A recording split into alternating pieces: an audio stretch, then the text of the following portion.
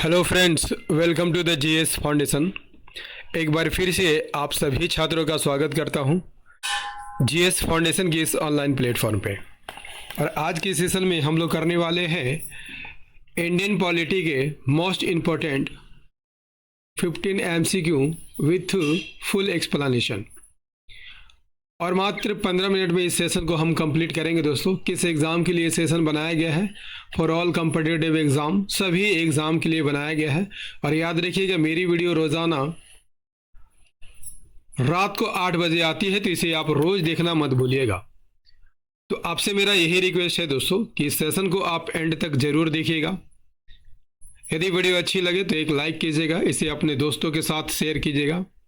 और यदि आप भी इस चैनल पर नए हैं और अभी तक चैनल को सब्सक्राइब नहीं किया है तो ज़रूर सब्सक्राइब कर लीजिएगा, बेल आइकन को प्रेस कर लीजिएगा। तो दोस्तों, चलिए शुरुआत कर लेते हैं आज के सेशन की। पहला सवाल क्या है दोस्तों? पहला सवाल है कि भारतीय संविधान का अनुच्छेद 1 क्या कहता है? भारत का नाम और क्षेत्रीय विस्तार इसमें दिया गया है। भारत की नागरिकता का वर्णन किया गया है। भारत के संघीय ढांचे के बारे में वर्णन किया गया है, या भारत का संविधान सर्वोच्च है ऐसा कहा गया है। भारतीय संविधान का अनुच्छेद 1 क्या कहता है? देखिए, भारतीय संविधान के अनुच्छेद 1 में भारत का नाम दिया गया है और क्षेत्रीय विस्तार के बारे में वर्णन किया गया है। तो राइट आंसर क्या हो जाएगा? ऑप्शन ए राइट आंसर हो जाएगा। देखिए, अनुच्छेद 1 में स्पष्ट है कि भारत एक संघीय देश है ना, लेकिन इसे संघों का संघ यानी फेडरेशन ऑफ स्टेट नहीं कहा जाता है। क्या कहा जाता है? इसे राज्यों का संघ कहा जाता है, यानी कि यूनियन ऑफ स्टेट्स कहा जाता है। यूनियन ऑफ स्टेट्स कहा जाता है, ठीक है। यानी भारत का संघ राज्यों की इच्छा से नहीं बना है, बल्कि किसकी देन है? तो ये संविधान की देन है। इसलिए कोई राज्य भारत से अलग नहीं हो सकता है। आ गई बात समझ में? चलिए अगला कर लीजिए। देखिए, अगला सवाल क्या है दोस्तों? मौलिक अधिकार किस भाग में है? मौलिक अधिकार किस भाग में है? भाग 2। भाग 2 में क्या हुआ है? नागरिकता दिया गया है, ठीक है। भाग 2 में क्या है दोस्तों? नागरिकता है, ठीक है। भाग 3 में फंडामेंटल राइट्स दिए गए हैं, यानी कि मूल अधिकार दिए गए हैं। तो राइट आंसर क्या हो जाएगा? ऑप्शन बी राइट आंसर हो जाएगा, ठीक है। भाग 4 में क्या है? डीपीएसपी दिया गया है, यानी राज्य के नीति निर्देशक तत्व के बारे में लिखा गया है। और भाग 4A में क्या है? इसमें फंडामेंटल ड्यूटी दिया गया है। फंडामेंटल ड्यूटीज दिया गया है, ठीक है। ड्यूटीज यानी मूल कर्तव्य का वर्णन है। आइए इसे डिटेल में देख लेते हैं। देखिए, भारत के संविधान के भाग 3 में अनुच्छेद 12 से 35 तक है और इसमें फंडामेंटल राइट्स दिए गए हैं। फंडामेंटल राइट्स की यहाँ पर बात कर लिया जाए तो ये व्यक्ति की स्वतंत्रता और गरिमा की रक्षा के लिए दिया जाता है, ठीक है। संविधान में मूल रूप से कितने अधिकार थे? 7 मौलिक अधिकार दिए गए थे, लेकिन 44वां संविधान संशोधन 1978 के द्वारा, ठीक है, संपत्ति के अधिकार को मूल अधिकार की श्रेणी से हटा दिया गया था और वर्तमान में 6 मौलिक अधिकार दिए गए हैं। जैसे पहला है समानता का अधिकार, दूसरा स्वतंत्रता का अधिकार, तीसरा शोषण के विरुद्ध अधिकार, चौथा धार्मिक स्वतंत्रता का अधिकार, पांचवा सांस्कृतिक एवं शैक्षणिक अधिकार और छठा संवैधानिक उपचारों का अधिकार, ठीक है।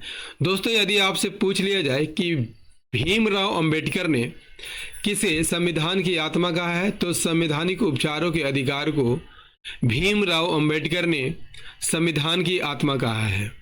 क्लियर? चलिए अगला कर लीजिए दोस्तों। देखिए, अगला सवाल क्या है? राज्य के नीति निर्देशक तत्व यानी डीपीएसपी कहाँ से लिए गए हैं? ब्रिटेन, अमेरिका, आयरलैंड या जापान? नीति निर्देशक तत्व तो कहाँ के संविधान से लिया गया है? आयरलैंड के संविधान से लिया गया है। नीति निर्देशक तत्व की बात कर लिया जाए तो भाग 4 में समाहित है, अनुच्छेद 36 से 51 तक में है। ठीक है।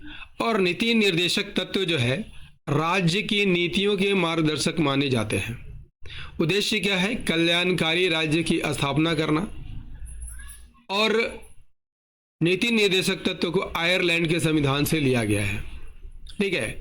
लेकिन ये न्यायालय द्वारा लागू नहीं किया जा सकता है, न्यायालय द्वारा लागू नहीं किया जा सकता है। ठीक है, लागू नहीं किया जा सकता है, राइट। लेकिन यदि राज्य चाहे तो नीति निर्माण के समय इन तत्वों को लागू कर सकता है। क्लियर है? चलिए अगला कर लीजिए। अगला है अनुच्छेद 370 किस राज्य से संबंधित था? नागालैंड, जम्मू कश्मीर, मणिपुर, असम। अनुच्छेद 370 किस राज्य से संबंधित था? इसका राइट आंसर हो जाएगा जम्मू कश्मीर से संबंधित था।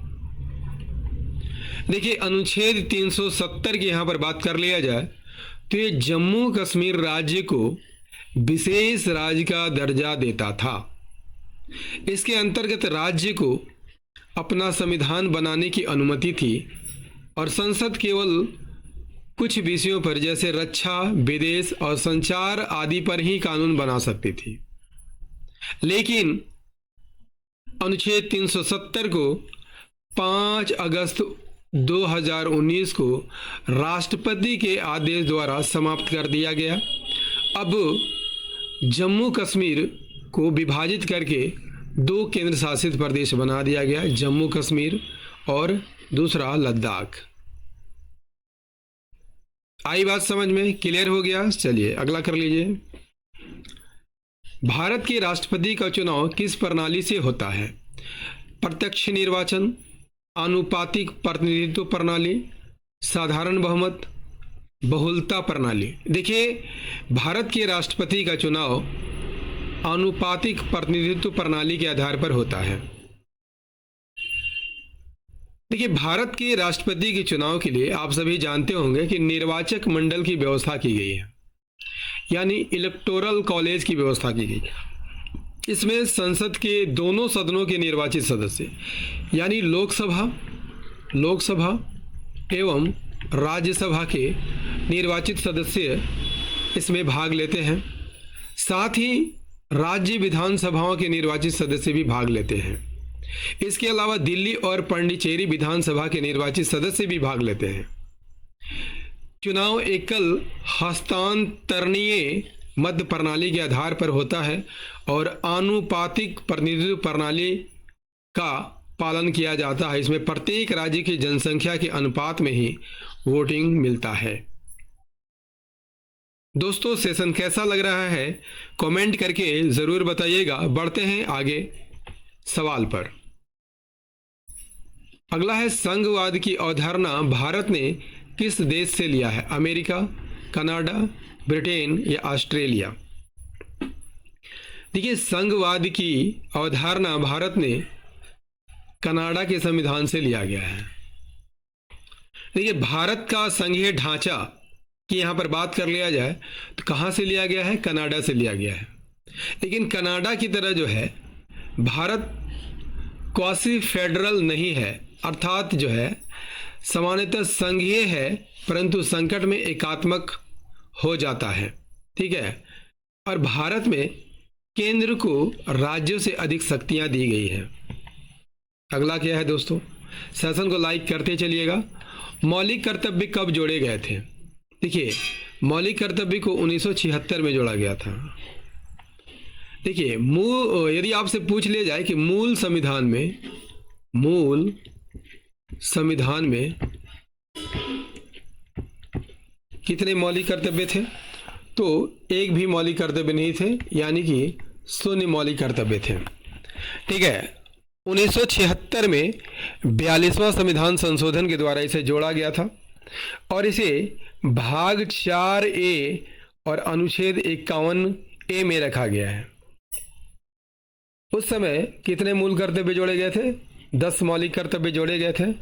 लेकिन 2002 में, ठीक है, 86वां संविधान संशोधन के द्वारा 11वां मौलिक कर्तव्य जोड़ा गया।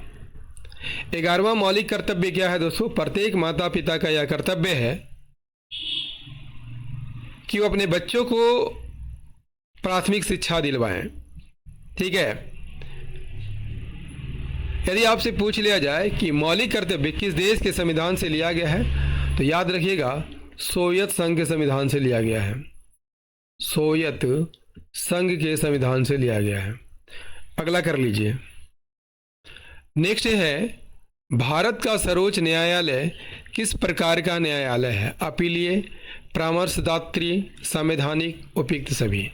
देखिए, भारत का सर्वोच्च न्यायालय जो है अपीलीय न्यायालय है, क्योंकि वह जो है उच्च न्यायालयों की अपील सुनता है। इसे परामर्शदात्री संस्था भी कहा जाता है, क्योंकि यह राष्ट्रपति को सलाह देने का काम भी करता है। ठीक है। और संवैधानिक प्रमुख भी सर्वोच्च न्यायालय है। ठीक है। देखिए, भारत का सुप्रीम कोर्ट संवैधानिक न्यायालय है, क्योंकि यह संविधान की व्याख्या करता है। अपीलीय न्यायालय की बात कर लिया जाए तो उच्च न्यायालयों से अपील सुनता है। परामर्शदात्री संस्था के रूप में काम करता है, इसलिए कि राष्ट्रपति को अनुच्छेद 143 के तहत सलाह भी देने का काम करता है। ठीक है। चलिए अगला कर लीजिए। संविधान सभा का गठन कैसे हुआ था? भारतीय राष्ट्रीय कांग्रेस द्वारा, ब्रिटिश सरकार की कैबिनेट मिशन योजना से, लॉर्ड माउंटबेटन द्वारा, संवैधानिक समिति द्वारा। देखिए, संविधान सभा का गठन जो है ना दोस्तों, कैबिनेट मिशन योजना के आधार पर किया गया है। देखिए, संविधान सभा की यहाँ पर डिटेल में बात करेंगे। देखिए, संविधान सभा का गठन तो आप सभी जान गए होंगे कि कैबिनेट मिशन प्लान 1946 के तहत हुआ था। ठीक है। उस समय संविधान सभा में कितने सदस्य थे? 389 सदस्य थे। लेकिन पाकिस्तान के अलग होने पर भारत में कितने सदस्य बच गए? 299।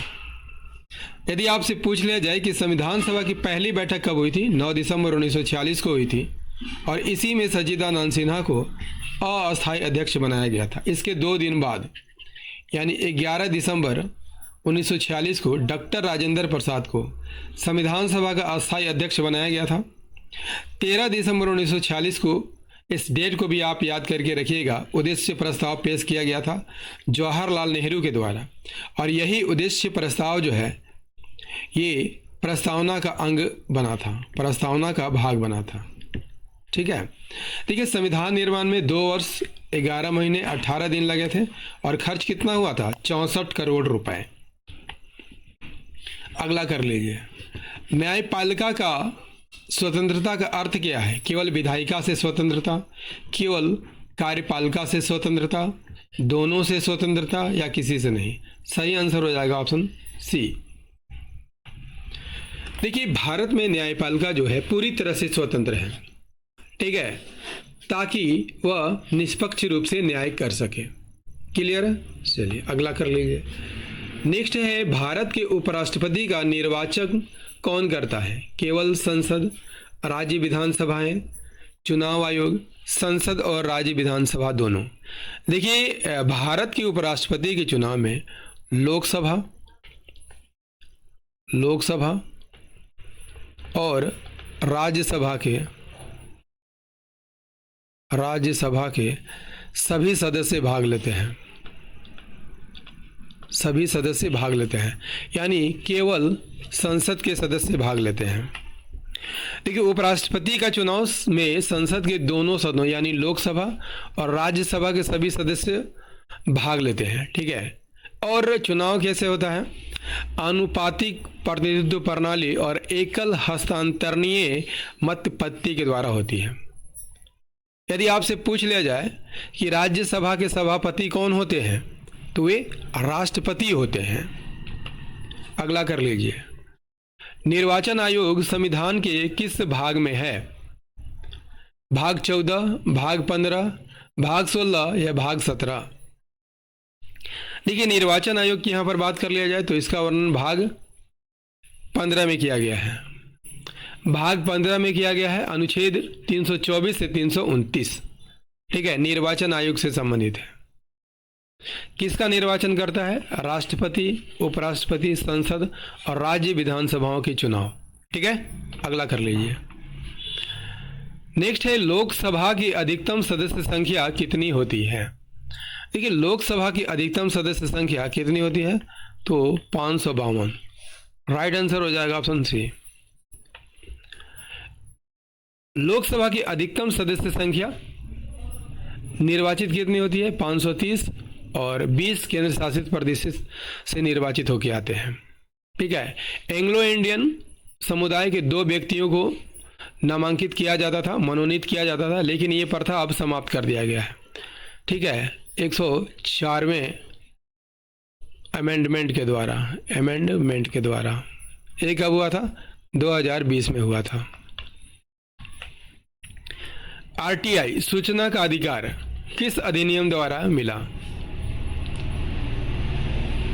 सही आंसर हो जाएगा 2005 के अधिनियम द्वारा। देखिए आरटीआई एक्ट 2005 नागरिकों को कैसा अधिकार देता है, सरकार से जानकारी प्राप्त करने का अधिकार देता है, और यह लोकतंत्र में पारदर्शिता और उत्तरदायित्व को बढ़ाने का एक शक्तिशाली माध्यम में माना जाता है। और इसका आधार क्या है, कौन सा अनुच्छेद है, 19A(1)(a), ठीक है, जिसमें अभिव्यक्ति की स्वतंत्रता दी गई है। अगला कर लीजिए, हम भारत के लोग शब्द कहाँ से लिए गए हैं। देखिए प्रस्तावना यदि आपसे पूछ लिया जाए, प्रस्तावना कहाँ से शुरू होती है, तो हम भारत के लोग से शुरू होती है। हम भारत के लोग से शुरू होती है, तो किसका भाग है, सही आंसर हो जाएगा प्रस्तावना का भाग है।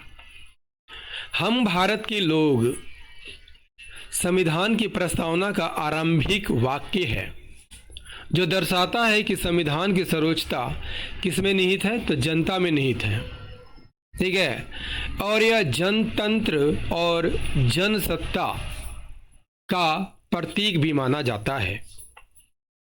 दोस्तों इंडियन पॉलिटी का टॉप 15 MCQ का सेशन आपको कैसा लगा, कमेंट करके ज़रूर बताइएगा। यदि सेशन पसंद आया हो तो इसे लाइक कीजिएगा, अपने दोस्तों के साथ शेयर कीजिएगा, और यदि आप भी इस चैनल पर नए हैं और अभी तक चैनल को सब्सक्राइब नहीं किया है तो इसे ज़रूर सब्सक्राइब कर लीजिएगा, बेल आइकन को प्रेस कर लीजिएगा। मिलते हैं अगले सेशन में, तब तक के लिए जय हिंद, धन्यवाद।